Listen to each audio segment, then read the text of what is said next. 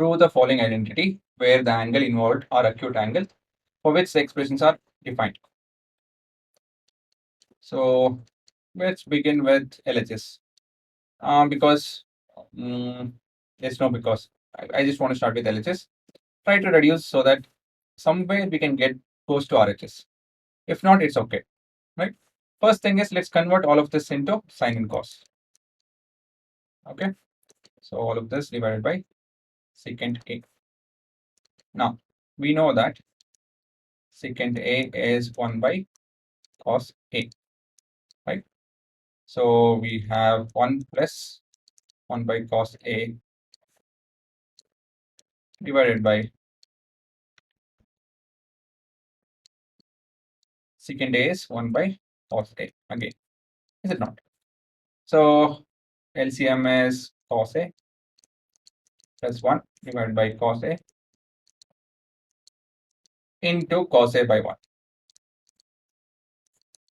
So we have cos A and cos A that we cancel, right? So we have 1 plus cos of A. Okay. Now we can't do anything with this further. Let's move on to RHS. So RHS. See, whenever you see a square, it is somewhat related to an identity. It will be somehow related identity. How? Well, we know that sine square A plus cos square A is equal to 1. So how will this help me? See, the thing is, we need what? 1 plus cos A in the numerator and nothing in the denominator. So the only way we can proceed with this is somehow we replace sine square A with some term of cos square A. So in this case, I can replace sine square A as 1 minus, I can transpose and write it as cos square A. Make sense? Okay. So sine square A plus 1 plus cos square A, I transpose it and I got this. And this I can substitute it over here.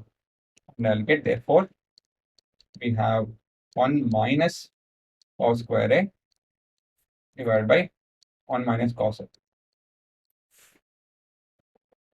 So the numerator and denominator. So how do you relate it now? This is square and this is not.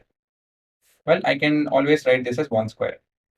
And this, when you look at it, what identity comes into mind? A square minus B square.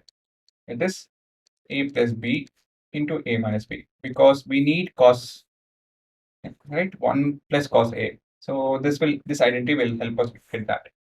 So let us convert it. We have 1 plus cos A into 1 minus cos A, right? And the denominator is 1 minus cos A. So we have 1 minus cos A, 1 minus cos A, that's common. So we have 1 plus cos A, that's left out. So we have LHS is equal to RHS, that's it, right? Therefore, LHS is equal to RHS. See, most of these proof cases, you have a tough time doing it only with one side. So the trick in most of the cases is to handle LHS separately,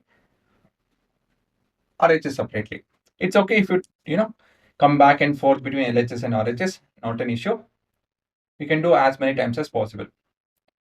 End of it, you have to get the same expression, right? It need not look whatever I got. You can get a different expression which looks altogether different. So even that is okay. You can go to that extent. Okay, so there's no definite expression that you need to end up with. It can be any expression, and you just have to prove that LHS is equal to RHS because you end up with the same expression, right? So this is your answer. So pause and have a look.